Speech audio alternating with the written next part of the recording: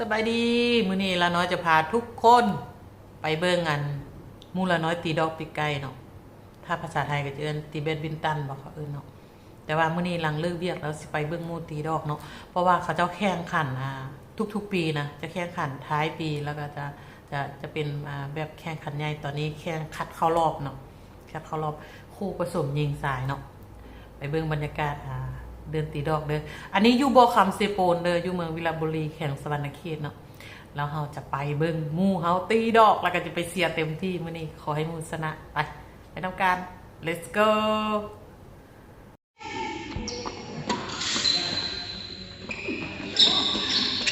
เฮ้ย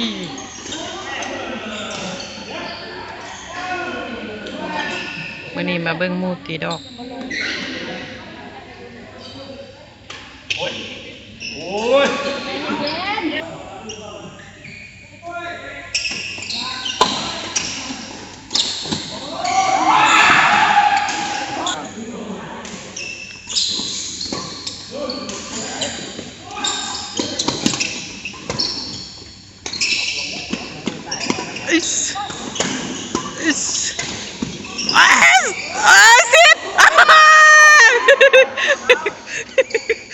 คะแนน19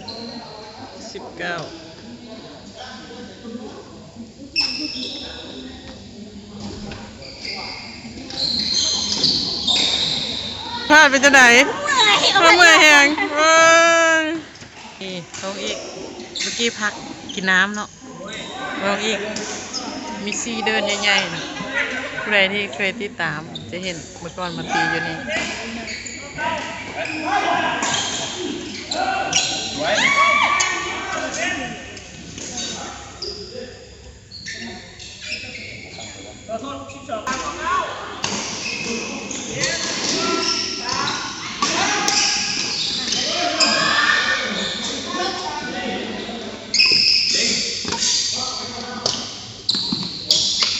เฮ้ย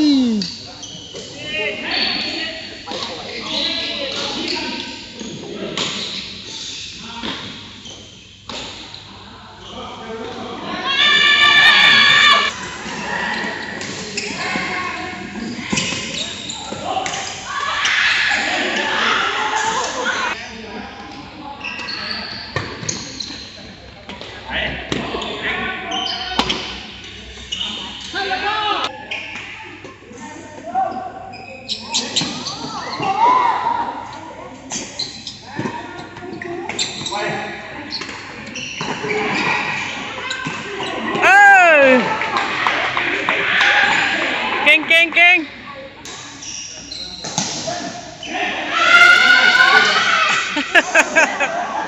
อีหยังวะ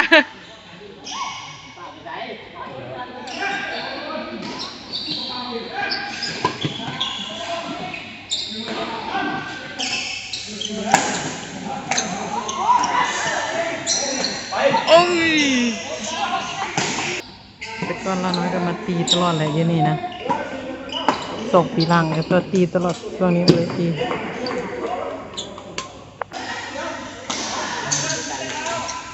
ตอนนี้คะแนน17เท่าแล้วเด้อคะแนนนะยังบ่มีไฟได้นำตึงพักเปลี่ยนดอกสู้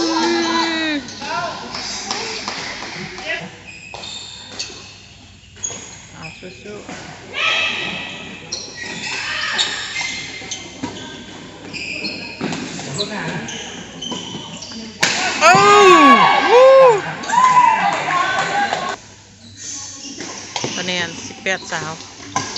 ทางนั้นสาวทางนี้1819สาว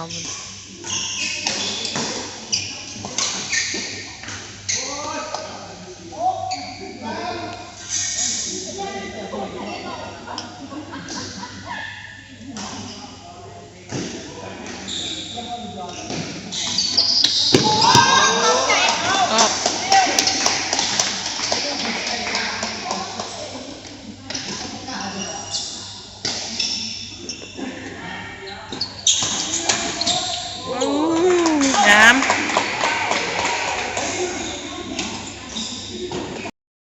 เอาเกมไหมโอ้2-0ฝั่งนั้น2ฝั่งนี้0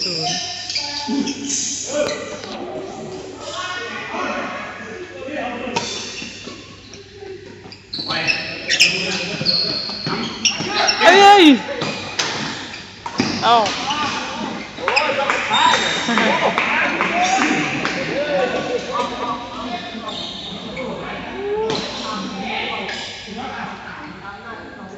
3 แล้ว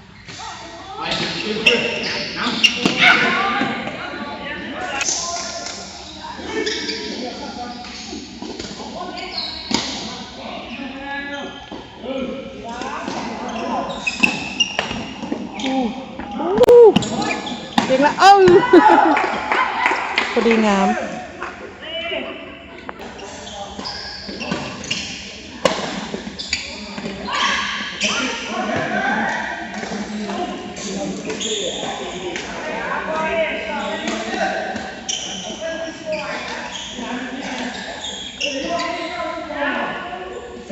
คะแนน5-3แล้วทางนั้น5ทางนี้3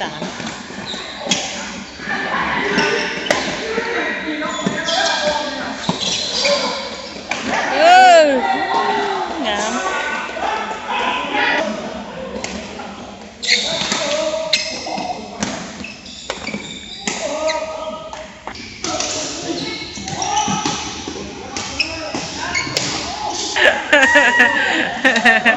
บุข้ามเนาะ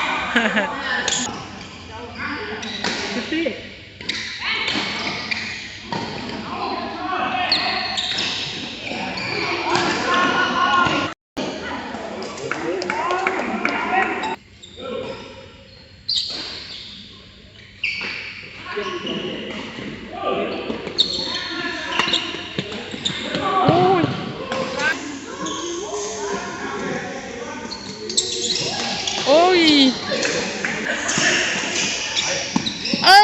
เด็ดจะเย็นๆคะแนนนำหลายแล้วบ๊อบบี้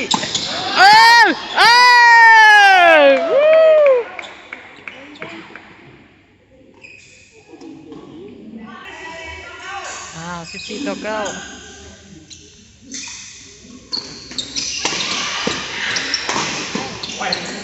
โอ้ยฟังความเลย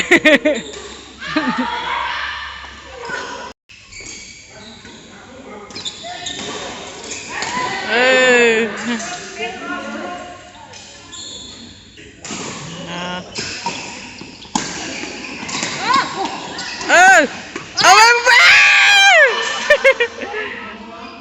ชอบเสียดาย12-16โอ้สูสีเ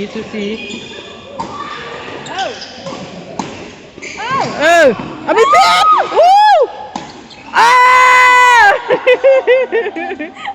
บดันกองนั้นฮะกองเสียหายฮะ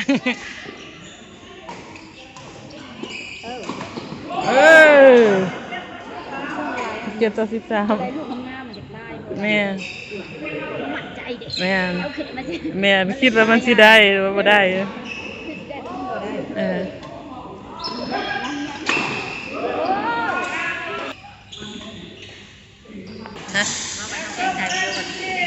เลยอันนี้จะเอาไปลง YouTube ไปเบิ่ง YouTube ก็ได้แม่นได้เลย YouTube ห้อยเจ้าเสร็จเอาเลย15-18เอาไปบ๊อบบี้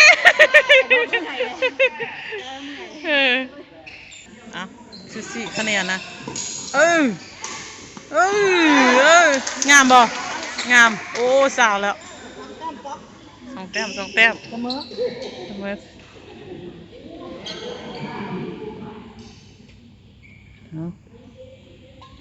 ใส่นะโอ้ย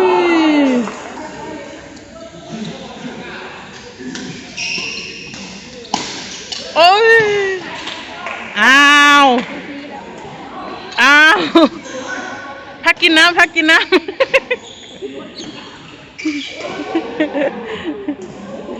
หายใจลึกๆหายใจลึก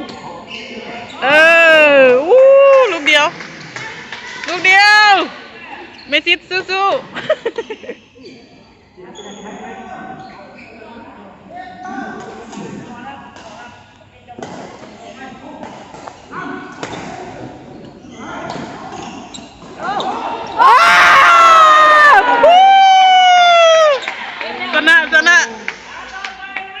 ชนะ